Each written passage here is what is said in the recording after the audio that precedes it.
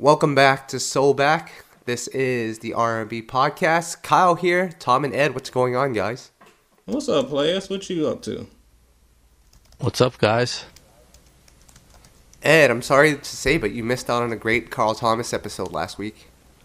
Well, I heard that you two held it down. The podcast didn't get shut down. We didn't get sued by Carl or Bad Boy or whoever's handling his affairs these days. So, good job for now. But I'm back to make sure that things don't go off the rails because we got another important guest in the house today, player.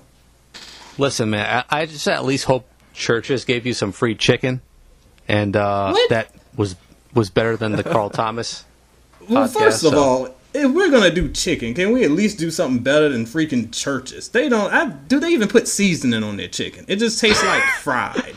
Like there's no flavor, man, just fried. I once had Bojangles, and it was slimy, I'll tell you. You had slimy Bojangles? Yeah, Bojangles. Are you sure you had actual Bojangles? Kyle, do you know what that is? I have no idea what you're talking about. First of all, they gave me all dark meat. I mean, who does that? You gotta ask. If you ask, you get light or dark. They ask you when you get it. Where did you go to this Bojangles? Probably some shady Bojangles. It was actually some back in the alley airport. of New York. It was in an airport. Well, in there Atlanta. you go. You're eating airport Bojangles. That's your problem. So guys, we got a lot of new music to talk about, but we also have a special guest coming. Tom, can you give me your best Donell Jones in a southern accent? We got Darnell Jones coming on the podcast. Ed, how was that? Ed? Bad enough for me to lay hands on you the next time I see you. And the thing is, I got to apologize to Marlene because I don't want to leave her to be a single mother after I grab you by the neck. Good This is Lord. not WrestleMania. This is an R&B podcast. It's a family Playa, event. it's a Royal Rumble every time you get the three of us up here. So I don't know why you shocked. But hey, Donnell's coming on the podcast, one of the highly requested guests, probably the most requested, probably just because we talk about his name like every podcast, but he's going to be joining us. But until then, guys, we have some new music to go through. Are you guys ready? Sure. I'm ready. So due to Ed's absence for most of last week's podcast, we have a lot to catch up on, so hopefully you guys did your homework. Ed, you reviewed India Arie's album, didn't you? Yeah, I sure did. And again, it's been out a couple weeks now, so I hope people have been able to catch up with it. I think it's pretty strong. Just a point of clarity, just to keep everything transparent here. I have been hot and cold on India over the years, and not because of her talent, because she's definitely talented. But a lot of her music just, while she has great songs, sometimes making it through the album can be a chore because it can be a little too moody and a little too mellow for me. But this new album really doesn't hit those lows like that. There are a couple lows, but for the most part, it's really strong, really upbeat, and most of the notes that she hits, I'm talking about metaphorically speaking, not actual notes, even though she hits those well too. But most of the themes that she talks about in her music going way back to 2002 when it comes back to identity and womanhood and being proud of where you come from. A lot of those themes resonate, and we see a lot of artists trying to get into that social justice space right now. She's already been in it. So this album fits right into that. It's very timely. Got some pretty strong songs on it too, and I think it's worth a listen. Probably my favorite R&B record of the early years so far. I did have a chance to listen to it also, and I'll just say real quick, because my wife is a big fan, she's not trapping on the album. I feel like you have to say that. Yeah, I feel like you have to say that these days. You do. So there you go. Along with India Arie, Shaka Khan put out an album, so go check that out. And Kehlani dropped a mixtape featuring your boy, Tom, Music Soul Child. And I listened to the mixtape, and it's actually a pretty solid mixtape. I know a lot of her fans are excited about it. While We Wait, very reminiscent of some of that early Kehlani stuff, so shout outs to Kehlani. Yeah, I haven't heard that one yet. I'll be checking it out soon. Kehlani is another one of those artists that I've talked about before that I like, but I don't love. And I feel like I should love, but it's like I haven't gotten over that hump yet. So maybe this mixtape will do it for me. We'll see. One of our readers chimed in about the mixtape and said, why are her mixtapes better than her albums? And I'm sorry, the name escapes me right now who made that comment, but I almost feel like she has more freedom and creativity on the mixtapes. Maybe that's why, but, it's a solid project, like you said, Kyle. Yeah. And then along with that, a couple of new records that came out. We missed out on this one last week, Tom, but Ciara dropped a new record, Greatest Love. I know a lot of people love this song. I'm not, I like it, but I don't love it. I'm not sure what the hype is about, but let me tell you, the music video, that's where the hype's at. She looks good. Oh, my God. Calm down. Why is she looking at married women, Ed? Come on, man. Please, we're all in relationships, but we can all admire beauty when we see it. However, I'm bitter and old and been married longer than y'all, so I can be grouchier. But I'm kind of like Kyle. There's been a lot of hype around this song. A lot of people really like it. I don't know if it's the delivery of her lyrics. It's something about it that's just not connecting with me. I like the production a lot. The production's good. But I think maybe it's the rap style delivery that's all the rage these days. It's kind of throwing me off a little bit. Yep. We got another record out, Tom. You're going to have to take the lead on this one. Lipstick Gypsy. You were going nuts about this song. What's this song about? I shared this with Ed. I shared this with both you guys. I said it was required listening for this podcast because we don't get quality music so often. So I'm like, when you hear a song like that, you gotta hear it. So Lipstick Gypsy, if you guys don't remember, we featured them a few years ago in our countdown. The song Infatuation, I'm sorry. And then recently, last year, we had them on our countdown too, top songs of the year. Mm-hmm. They were signed to Salaam Remi and Epic Records, but they're independent now. Justin Timberlake is working with them on their music. So this song is dope, and I heard it immediately. I was like, these guys got to hear this. So Ed, you liked it too, right? Playa, I loved it. And I was telling Tom, I was like, when my wife hears this, she's going to be obsessed with it. I kid you not, Playa. While we were preparing for this podcast, what did I hear in the background coming out of my wife's office? This song. So yes, I think it's really good. Lipstick Gypsy is this is a group that we don't really talk about a lot on the podcast. This may have been the first time, but their music has been pretty ever present. Every time they drop a song, it winds up on one of our countdowns every year. So hopefully this is the year they're able to break through and to reach a new audience, because they've got a ton of talent. And as you said, backed by JT, I think that they have the right people in their corner. So this one is a keeper. Check it out. I hate to go on a tangent, guys, but I just happened to stumble upon that song by accident. So, and just imagine, if you didn't tell your wife about it, she wouldn't have known about it, and she loves it. So it's like that's where we're at with music these days. You got to almost stumble upon things by accident to find it, and it's just frustrating. But luckily we found this one, and we can share it. But man, it's a different time for R&B right now. Play it really is. Dawn are the days when stuff would debut at 8 o'clock on the countdown at night, and then it's like, and then it's got a video drop, and now you just got to stumble across it on Twitter like a Lego in the dark in the living room. A Lego.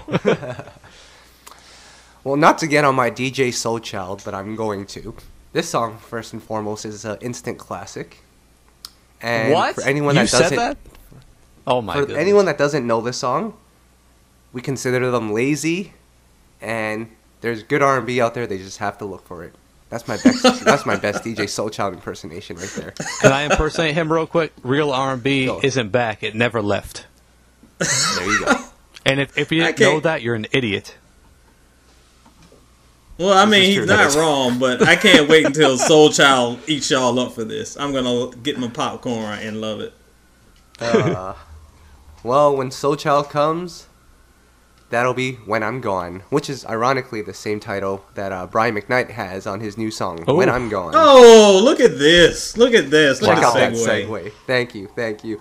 And funny enough, as we're talking about this, I just received a DM, and this is how exclusive this podcast is. I just received a DM from Tim Kelly, from Tim and Bob, who produced this song, and he just said, guys, thank you so much for the write-up. We got to get another interview going. Let me know when you want me to join the podcast. So I guess Tim Kelly just invited himself to the podcast. Wow. Man, listen, SoulBack is taking over. I mean, we might not have to worry about video soul countdowns and debuting on random radio stations. We might be debuting stuff on SoulBack. Look at it. Poppin', Playa. Poppin'. That's dope, man. But guys, this song right here, I actually really like this song. I'm not sure what it is about this song, but it's kind of dope. And his previous single, 42 Grown and Tipsy, I'm not sure what the 42 stands for yet. I know 23 is Jacquees' age. No. Hence the song 23. But what's 42? And 42 was gone, like a type of it's like a bottle of wine, I think, or something. Some branding. I don't. It's not like his age. Brian McKnight is older than that. Just so you know. Brian McKnight ain't no 42 player. I'm sorry to tell you, but listen, of course Tom would know 52. All right. Tom, when it comes to liquor, Tom is the resident expert. So if he says it's some alcohol, of course it is. Wow. Did anyone actually listen to the song besides me? Yeah, of course. You forced me to listen to it multiple times. It's actually really good. God. No, I say that in a nice way. Just because there's so when Kyle said, I really like this song, I had to hear it again multiple times. I didn't mean that in a bad way. But Brian McKnight, he's one of our favorite artists, especially on the site. It's a typical Brian McKnight ballad, but like on another level. Like it's catchy. And that's what I really liked about it. Yep, and there you have it. I got a couple other records that came out. We won't have time to talk about it, unfortunately, today, but Kiki Y dropped a new song, All the Way In, Adrian Marcel, Slow Burn, and The Dream, he has a new artist out. Tom, what's the new artist name? Brianne Jane, is it? Janae? I'm not sure how to pronounce it. Okay. Bria Janae, I think, is the artist, but she's impressive. That was pretty good stuff. Yeah, I thought that song was pretty impressive as well. Yep, the song is called Backbone. It kind of reminds me of like Tamar Braxton. So it will be interesting to see what she has coming up. And hopefully, if she continues to drop some heat, we'll have her on. Well, we won't have her on the podcast. I don't think we'll do that yet. But we'll be able to talk about her some more. And then, Tom, The Bonfire. This record is blowing up on Urban AC. It's very interesting. We're tracking that. It's in the top 5 at Urban AC. And really, no one's even talking about this artist. And we featured them when the song came out. It's a protege of Raphael Sadiq, and I believe signed to Ella Mai at his label. I mean, when you see songs like that blow up, you kind of wonder what's going on. But, you know, have you guys heard the song? What do you guys think about it? It's weird. I mean, when I say it's weird, I'm not saying the song is weird, but the momentum that the song has is just kind of weird to me. It's just surprising. Well, I think it's I really think it's just the radio budget right now. They're pushing it at radio, which is the old school way of doing things. Right. You force it at radio, put money behind it, and then hope people catch on and start getting on the movement. So, you know, a lot of days, younger artists, they start their movement organically, online, build their presence, then eventually get to radio. But this is like the opposite. So I'm sure L.A. Reid is behind that. He obviously has money, so that's what we're seeing right now, I believe. Yeah. It reminds me of the Ella Mai phenomenon from last year, where it just was like, hey, I remember this old song, and then it's like, boom, and it just blows up. Because that Bonfire EP was last year? Something like that. Like, it was, I definitely remember listening to it as I was doing my album of the year round, so it's just odd how things just, not to, no pun intended, but catch fire well after the fact. Yep.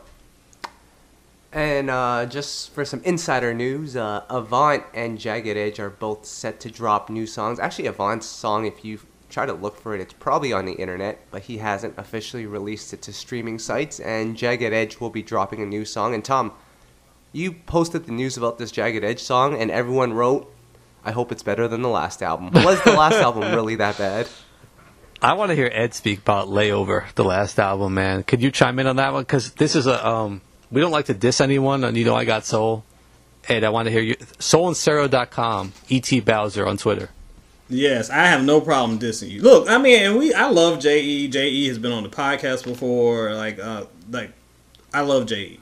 However, I don't know what was going on with that Layover album. And it's weird because there are a lot of fans. I remember when I didn't even review it because it was just that disheartening. I could not review it. which has only happened one other time when I was trying to review a Casey and JoJo album. I was like, I just ain't doing this. So, Casey and JoJo, wow. Their most recent one. So, wow. It was a couple years ago. I can't remember the name of it. Yeah. Anyway. Yeah.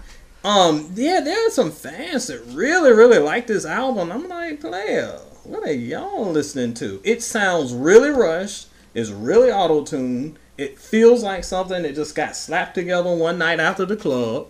And it just not lives up to the legacy, especially when they had just dropped J.E. Heartbreak 2 not too long after that really recaptured the vibe of their glory years and felt like a cohesive, well thought out piece and not just a slapdash record. I won't feel in that one at all. And if you got beef, E.T. Bowser on Twitter is where you yell at me.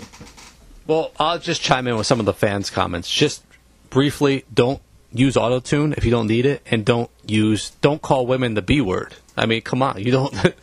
It's 2019. You're R&B singers. Why? I ain't heard a lie yet. Mm-hmm. All right, guys, we're gonna have Donell on the podcast now, so grab your popcorn because Donell is coming through. All right, guys, like I said, every week we try to bring in a special guest, someone that's brought soul back. And, guys, this artist is probably the most in-demand artist we've had. One of those people that everyone's like, when are you going to get him on this podcast? When are you going to get him on it? So, Tom, who is our special guest for the week? I'm really excited to introduce our guest this week. One of the best singers, songwriters, coming out of the 90s R&B era, is continuing to do that today, touring, making new music. Just has so many hits, so many timeless songs that we still listen to and appreciate today. I'm so glad to welcome Donell Jones to the podcast today. What's up, Donell? What's up, man?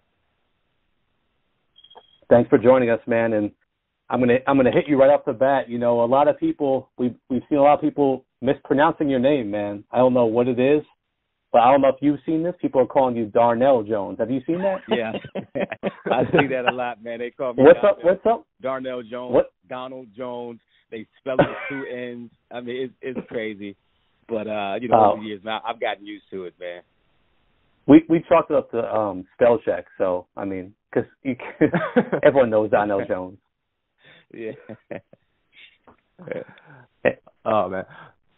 Well, Donell, I just wanted to talk about that impact that you have had on R&B over many, many years. Now, Ed, can you just give us some insight into Donell's impact to the fans? No question. I mean, a lot of times we kind of think of Donell's influence starting in 99 with Where I Want to Be, but you can take it back even further to 96 with that debut when he hit us with that Knocks Me Off My Feet cover. And from there, we just continue to have hit after hit after hit. One thing that Donell has always brought to the game, though, is strong songwriting. And, of course, you can go no further than Where I Want to Be, where he spoke to a lot of brothers from their point of view on that one. So, Donell, tell us a little bit about how important it is for sturdy, strong, heartfelt songwriting, and if that's a lost art today.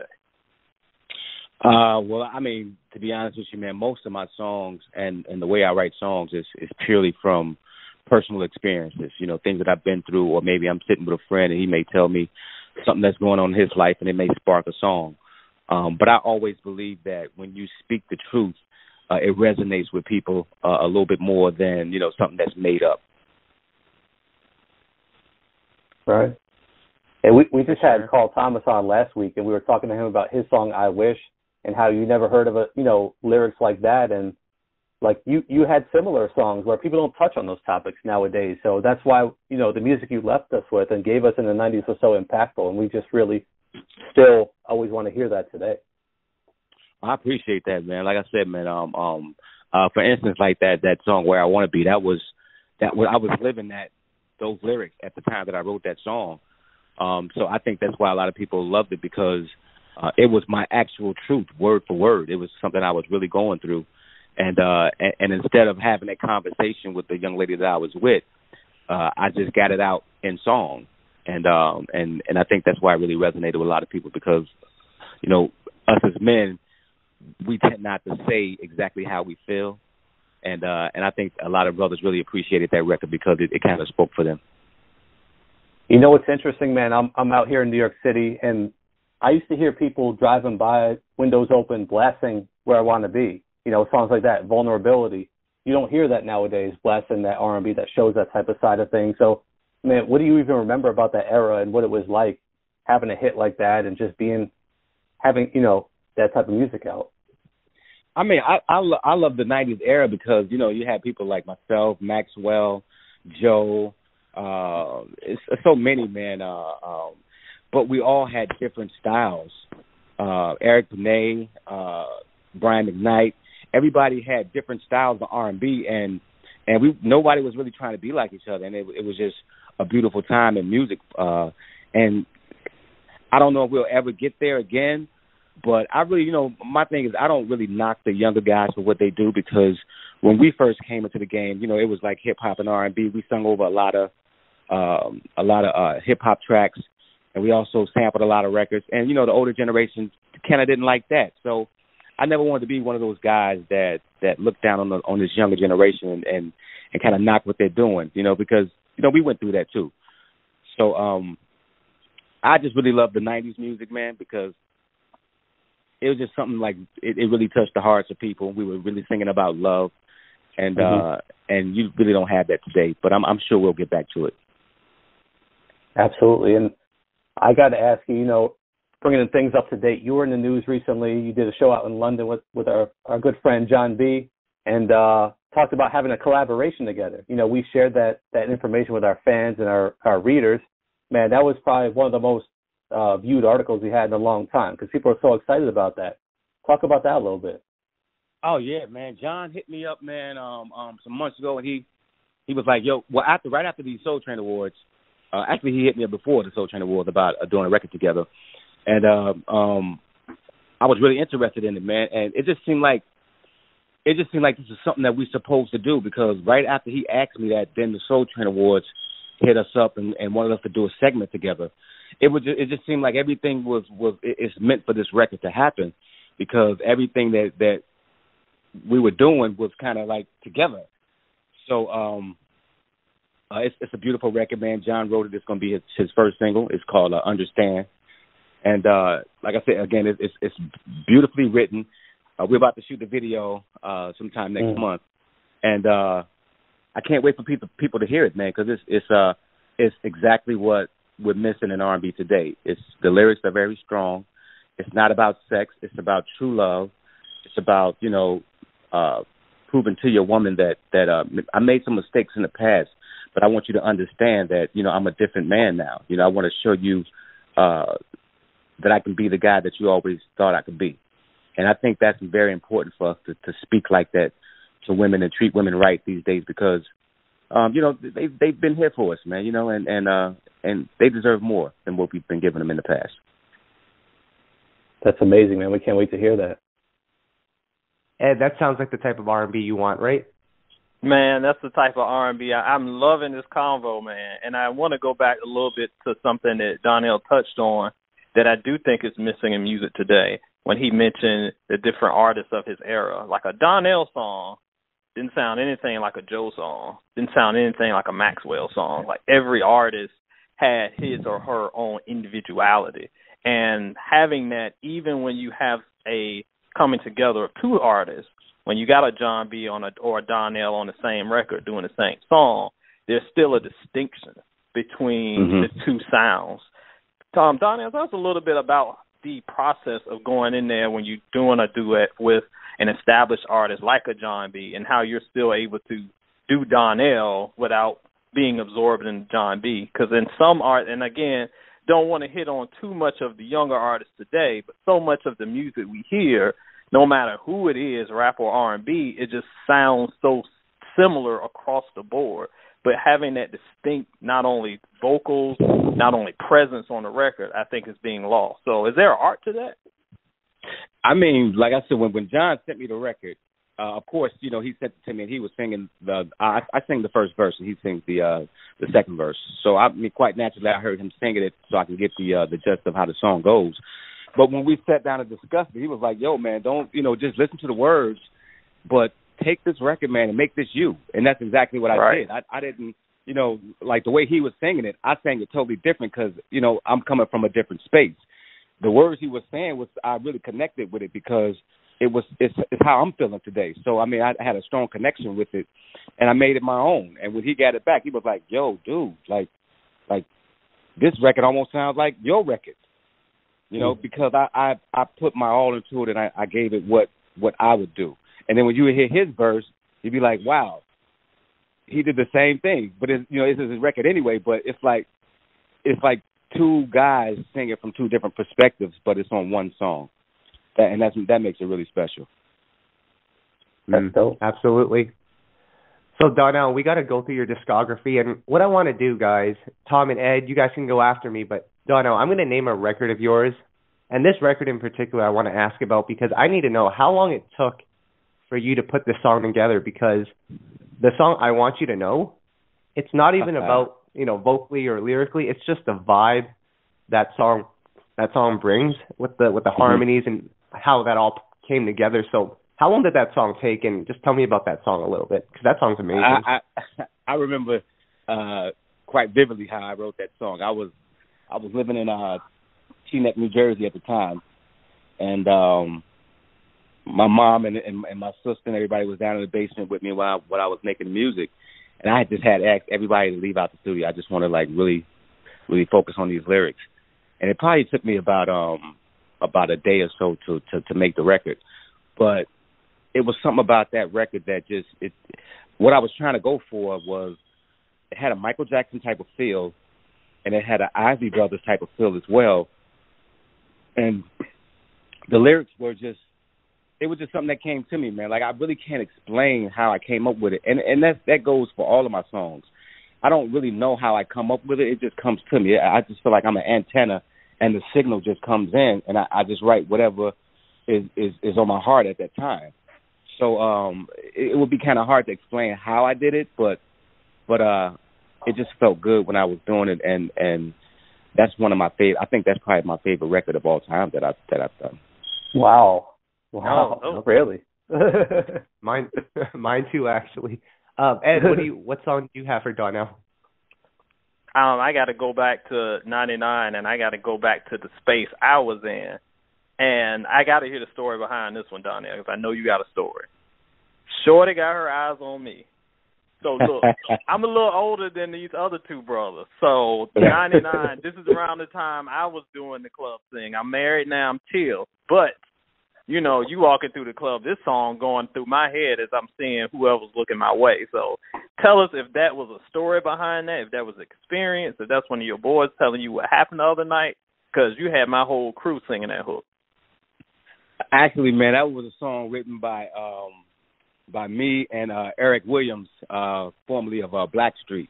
Yes, and, my boy. We got in the studio, man. I mean, we came up with the track, and we were just sitting down like, yo, man, like, because it's really real. Like at about 2 or 3 o'clock in the morning in the club, you like, yo, I'm ready to get out of here with something. You know what I'm saying? And the one you want is, she's kind of playing like shy, but it's the other one over here that's like, she ready. So, I mean, like, it's like, hey, what you going to do? Because I'm ready to get out of here. And that's the life we lived back in the 90s. We were young, having fun. And it was about just having a great time, man. And when you're young, man, you try to live it up. And that's what we were living, man, back then. So that song right there is definitely real. Yes, I feel it. Nice. Tom, what about you? I'm debating which one to go with, but I'm going to go with something off your Journey of a Gemini album just because I feel like that one is so underrated. Man, we love that album. Man, do you remember the song Spend the Night? The vibe of that song just hits me. I don't know what it is about it, but I love that song. Talk about that one a little bit. Yeah, Spend the Night, man. That's another one of those great records, man. Mike City produced it, and we co-wrote it together. And on that record, man, that was all me thinking about Michael Jackson, man, because I've always wanted to work with Michael Jackson. So I wrote that song with Mike in mind, and I know I wouldn't be able to get it to him, so I said I'm going to sing this just like I think Mike would do it, like an off-the-wall type of Mike. And the lyrics is basically, like, yo, what's up, baby? It's it's hot up in this joint. What we gonna do? You know, it's gonna pop it. You know what I'm saying? Like, I'm gonna make this a night you never forget. So it was just that type of vibe, but it was a little more street. And the track was banging, man. Mike City is like one of the dopest producers, man. And anytime I got in the studio with him, man, it was just magic, man. With him, Eddie F, Tim and Bob. I mean, like all of these guys that I actually had a chance to work with, we actually really created some magic, man. Absolutely. I didn't even get to mention the finer things of life, man. With Mike City. Now that is that's another one, man. Yep. and that one, that's all Mike. Mike wrote and produced it. Yeah. And when he had me in mind when he wrote it, and he sent me the track, I was like, yo, this is fire. So I just had to go in and record that joint, man. Like, that's why I say Mike is one of the best producers in the game, man. I mean, from his songwriting to his tracks don't sound like anything else out there, and they're very unique. It's really soul, it's really R&B, and I mean, you know, hats off to Mike, man, because he did the I Wish joint for Carl Thomas too. So Mike is dope, man. Absolutely. Now, Donell, your impact and your influence on R&B is so strong. I mean, there's actually a group of people that, you know, I'm not sure if he will acknowledge it, but I can hear a little bit of Donell in the singer Neo's voice as well. But, Tom, the most recent artist that we've heard that Donell influences is Jacquees. I would love to bring up Jacquees on this podcast because, Donell, you worked with him before the King of R&B and all that came up. Man, we were loving the song 23. We loved 23. We had one of our best songs of the year, you know, and then we heard the song that you did called Who with him. And although you may not have written it, you could definitely hear the Darnell Jones influence on the song. So I guess just talk a bit about, like, working with that next generation and, you know, an artist like Jacquees coming up. I mean, man, when I met, I didn't even know who Jacquees was, man, to be honest with you. And I had got a call from his people. And they was like, yo, this young guy, he wants to meet you, and he wants you to hear his album. And then they was like, yo, go check out his single. It's out right now, you know, because I really don't listen to the radio that much. They was like, he got a song called Bed. So when I went to go listen to it, I was like, man, yeah, I like this. So I went to the studio. I met him. He played me his album. I was like, yo, man, this album is incredible. It's dope. He was like, yo, but I want you to, like, do something for me. I'm like, well, I really don't know what I can add to it because it's already dope. So when I went home and I started thinking about it, I just started coming up with the track, and I started coming up with these melodies for 23. And when I played it for him over the phone, he was like, yo, that's exactly what I'm looking for, man. It sounds like your stuff. You know what I'm saying? It's that sound that I'm looking for. And got in the studio with him, man. We finished co-writing it together, and the rest is history, man. Like, I love working with the younger generation because not only does it keep my sound out there, but it's also it's giving them something to really talk about. Because I know a lot of the stuff out today is more about cars and more about how many chicks I can bang out. And I just wanted to give him a record that was more about, you know, something that's really going on. You know, like, he's young, he's 23, he's not really looking for a female. I mean, you know, a long-term relationship, you know, things of that nature. So I really just tried to give him something that felt good, and that wasn't about sex and wasn't about, you know, how much money I got and all these other things. Right. Now, Donell, I got to admit, you actually, or Jacquees actually got Ed really riled up because Ed's favorite artist is Keith Sweat. And, of course, with that whole TMZ video, Ed, lay it out for us. What happened there? Man, listen, now, Donell, you my dude. I've been rolling with you since 9-6. But my all-time favorite is the godfather, the OG of R&B, my man Keith. So, and I got the TMZ video with Jacquees wilding. I could not hold myself. I was like, what is going down? And then that sparked, of course, the gigantic Twitter debate about who is the king of R&B, what makes the king of R&B, where is R&B in 2018 at the time. So, from your perspective, I'm going to put you on the spot. Who do you think is the king, and should we even be having these convos? Because the thing that my man Keith said was like, in my day, you know, it was about the music. Nobody was trying to claim king. We just out here just trying to do good music. So what are your thoughts? Well, my thoughts is, I mean, I'm going to be totally honest with you, man. Like, I never thought that anybody was the king except for, you know, like the king of pop, which is Michael Jackson, of course. And he's right. We never really had those conversations about the king of R&B. And to be honest with you, like, I never really thought that R. Kelly was the king of R&B. I just never thought that. I mean, to me, if anybody is the king of R&B, it would have to be Stevie Wonder, man, because Stevie Wonder won 25 Grammys. I mean, he wrote all of his songs are about true love. It's not about sex. It's about agape love. And, I mean, all his nobody can recreate the type of chord progressions that he did. Like, he is like the originator. Smokey Robinson is another one, man. Like all we doing right now is following their blueprint, because these guys were first. But if anybody's the king, I'd have to say Stevie Wonder, man, because, I mean, listen to his body of work. Yeah. No question, man. No question. Yep. But, you know, I got to give Jacquees some props here, because he actually acknowledges the greats that have come before him, such as yourself, such as, you know, he gave Genuine a shout-out not too long ago, and we had Troy Taylor on the podcast, and I know they're working together. So, Case as well. So are you working on Jacquees' next project, Donell? You know, at this moment right now, man, I'm actually really focusing on my own album. I want to take some time away from, you know, doing stuff for other people, just so I can really focus on myself and put something out there that people can really feel good about. And that's where I'm at right now. But once I get my album done, I'm going out like I'm putting things on everybody, man. You know what I'm saying? I'm just trying to get my foot back out there as a songwriter as well. But right now, my focus is myself. I got to ask you now, because you know R&B fans are always excited about a new Donell Jones album. The last one, Forever, 2013. Tell us about this new album you're working on and what we can expect. Oh man, it's gonna be phenomenal, man. It's gonna be about love. I'm not changing my style up. What I am doing is I'm going back to my roots, which is my hip hop and R&B. You know, I started off. That's how we started out. I'm definitely going to have a lot of up-tempo joints. My ballads are going to be crazy, you know, crazy love joints.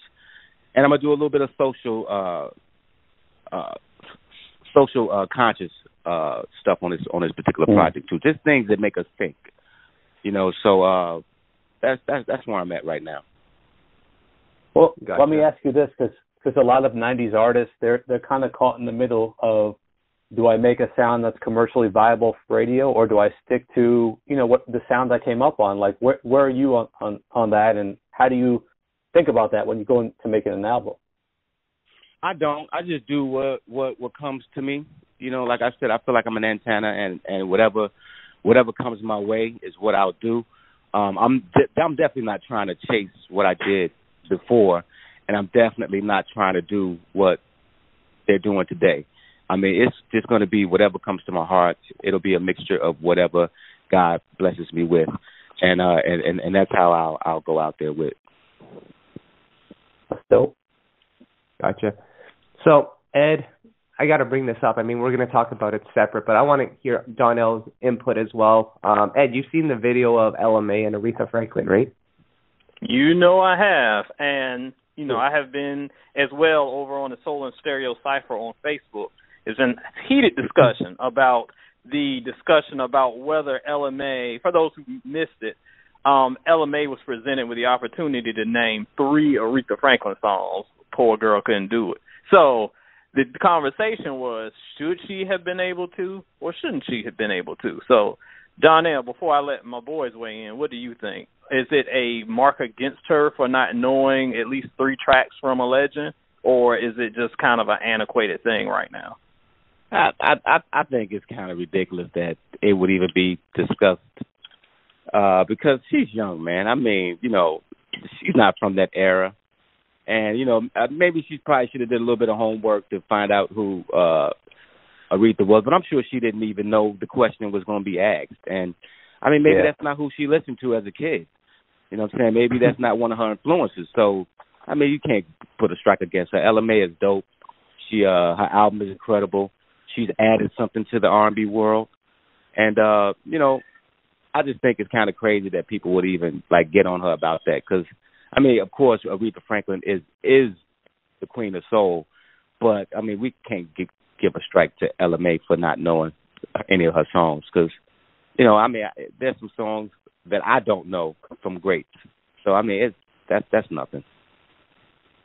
Yeah, I guess in the idealistic world, we want our current R&B stars to, you know, follow that history and know who came before them and who paved the way. But that's not always the way it is, especially now because we see a lot of R&B artists being influenced by hip-hop artists. Since hip-hop is the bigger genre, they're influenced by that sound. And it's kind of a different time for R&B. You know, previously, you mentioned Stevie Wonder earlier. You were obviously influenced by him. But nowadays, yes. I mean, would younger artists even know 3 Stevie Wonder songs? Who knows? I mean, it's a different time for music. Yeah. They probably wouldn't. And you know what? The younger artists today, they're mostly influenced by each other more than they would be influenced by older artists. Right.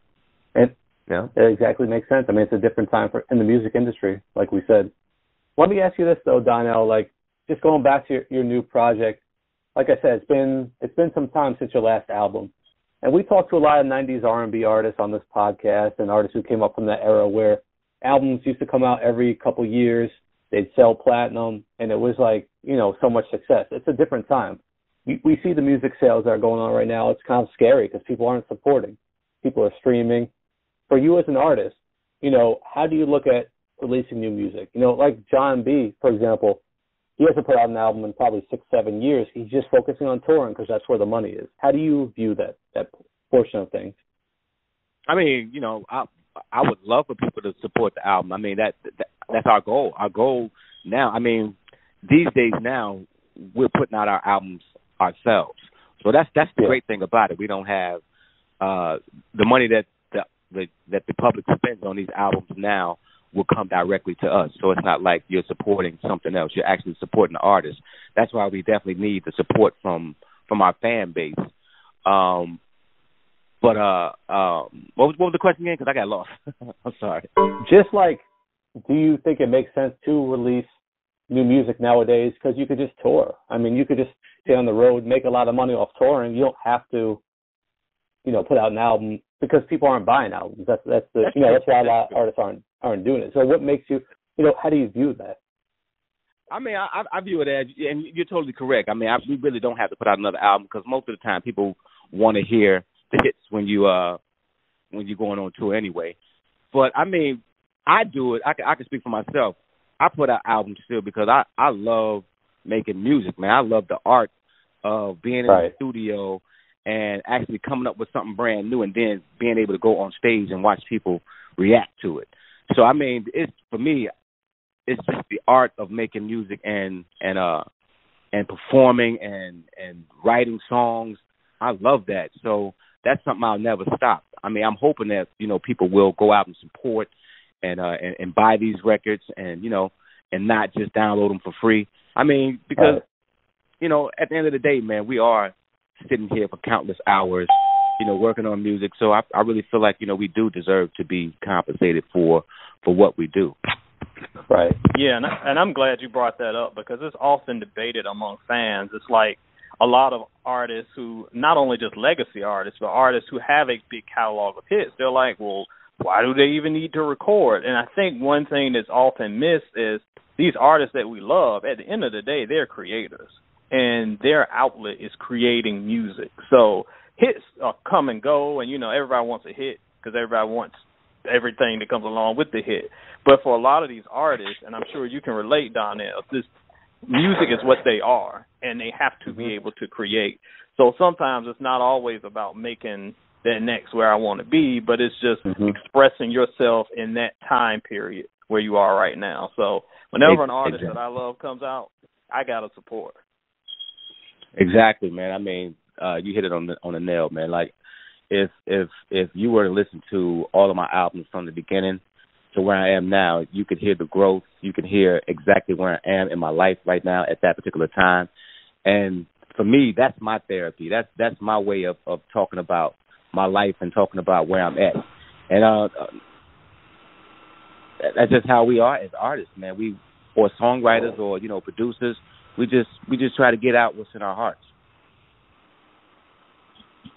And Donell, if I remember correctly, you have your own studio where you make your own music, right, at home? Yeah, that's correct. So what is that whole experience like? Because this is a rarity. I mean, you produce, you write. You know, what is that like? You know, being in sole control of creating everything that people will hear. I mean, it feels good, man. I mean, when I first set out, when I was a young kid, you know, I always asked my mom to buy me a keyboard. And I think when I was 11 years old, she bought me a keyboard, and she bought me one of those tape recorders that had the 2 decks on each side. And I would record my voice on one side, put the tape on the other side, and sing on that side and make harmony and keep switching tapes so I can make a song. You know, and to be able to have this equipment in my house, you know, and make records, you know, professionally, I mean, it's amazing, man. I mean, and that's what I love. I love the fact that I can get up out my bed and I have an idea in my head and go right to my studio and make something rather than me having to get up and go somewhere to make music.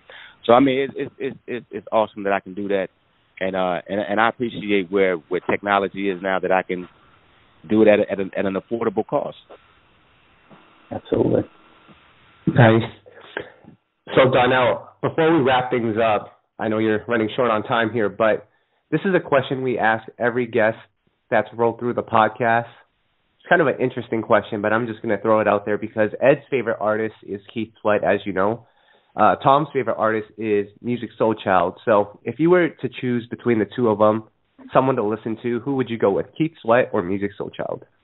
Oh, come on, man. Why you want to do that, man? I love them both. I love them both, man. Keith Sweat is the OG, man. You know, when Keith Sweat came out with that Make It Last Forever album, man, I mean, man, he had the streets. He had the ladies. Keith, undeniably, man, is one of the greatest artists, man, because, like I said, man, like, there was a time where there was nobody else but Keith. You know what I'm saying? Like, he really had it. He was the king at that time. You know, so you got to give it up to Keith. And I got to give up to Musiq Soulchild, too, man, because, I mean, you know, he made some incredible records. Love, I mean, like, I can't choose, man. I really can't choose because, I mean, they're both incredible in their own right, man. And these are my brothers, man. Like, we don't battle each other, man. We give it up to each other. You know what I'm saying? So, I mean, I don't like one over the other, you know, but Keith is a legend, man, for sure. And Musiq Soulchild is, too. Love it. I'll take it. All right, Donell, before we say goodbye, is there anything you'd like to, say to the fans or anyone listening? Look, man, I appreciate y'all for rocking with me all these years, man. If y'all want to look me up, you can hit me on twitter.com/DonnellJones96. And my Instagram is Donell Jones Forever. And that's DonnellJones Forever. Okay? That's good, man. Thank you so much, Donell, for joining us, man. It's been an honor to have you here speaking with us. And, man, you got our support for life, man. Just keep, coming with it. We love what you're doing, man. Appreciate Keep it going. Thanks, man. Thanks for having me. All right. Take care, man. Peace, y'all. And guys, that was Donell Jones on the podcast. Shout outs to Donell. He gave Jacquees some love. He gave us some love. Everything's good in this world. Yeah, man, pure class right there. R&B royalty. He came through, had some great insight. Again, one of the architects of one of my favorite eras of R&B, the mid-90s going into the late 90s. Like, that is really where I feel like I was already in love with the genre. Right there is when it became official. It's like going from engagement to marriage. And he was really part of that sound for me. So it was very good to sit back and listen to him just kind of spit knowledge on his genre of choice. And he broke a couple of pieces of news there that he's working on a new album, which I'm excited about, and I'm sure you guys are too. And that the song he did with Jon B is for Jon B's album. So that's another album we can expect. So both of those are exciting because we haven't had an album from either of those in many years. So that's dope. Yep. And it's good to know that he acknowledges that people call him Darnell instead of Donell. So it's no surprise to him. That was amazing. I think that might have been the highlight. I hadn't heard Donald before, though. Hearing that one was hilarious. Donald Jones. What? Donell Jones, we love you. Oh, man. Guys, are we ready for the Playa Please Awards? Ella Mai. This was actually a couple weeks ago, but she was at the Grammys. She won R&B Song of the Year. Shout-outs to Ella. I know we didn't talk about the Grammys too much, but gotta give a shout-outs to Ella Mai. Gotta give a shout-outs to PJ Morton, her, and I guess the Carters for some unknown reason. But Ella Mai was interviewed with DJ Mustard, as well as it was them two being interviewed by one of the Grammy peoples, and the Grammy people asked her, name 3 Aretha Franklin songs. Name the 3 that you love. And Ella named 1, and then she said, "Oh wow, 3?" And that created a huge uproar on social media, probably because of us as well, because we posted it. But guys, should Ella Mai know 3 Aretha Franklin songs? Now, Playa, I know that we just had Donell weigh in a little bit on it and his thoughts on it.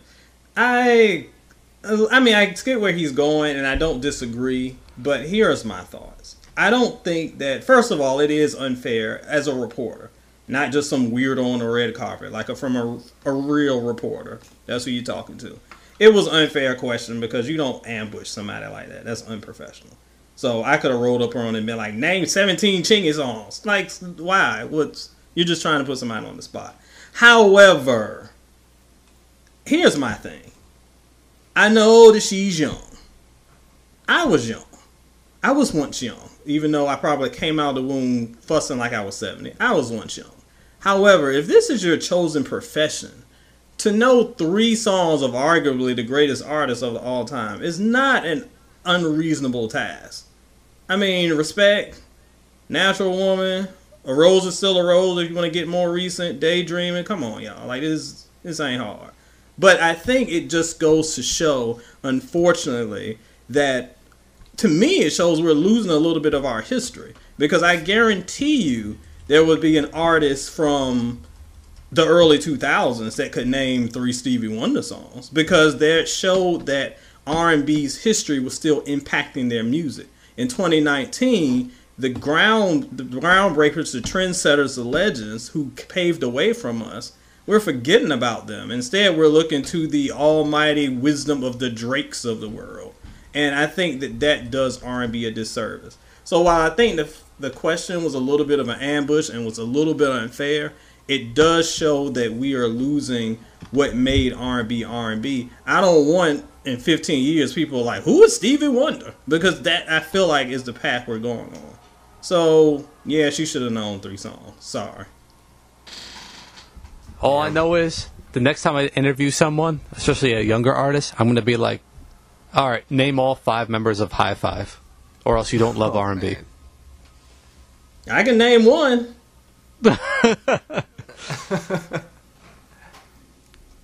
Damn. Oh, man. And then the last Playa Please.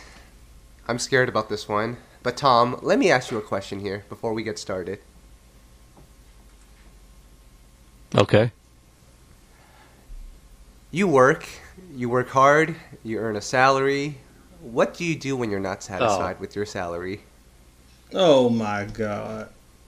I just keep working because there's not much I can do about it. Or look for a new job that pays more. Ed, what would you do? If I'm not satisfied with my salary, I might have a conversation with my superior, lay out the reasons why I deserve more money.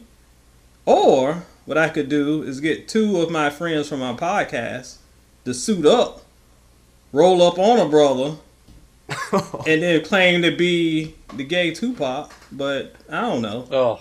One of the 2 man. I would do. Well, guys, we always talk about our boy, Jussie Smollet. Is he our boy? No. No.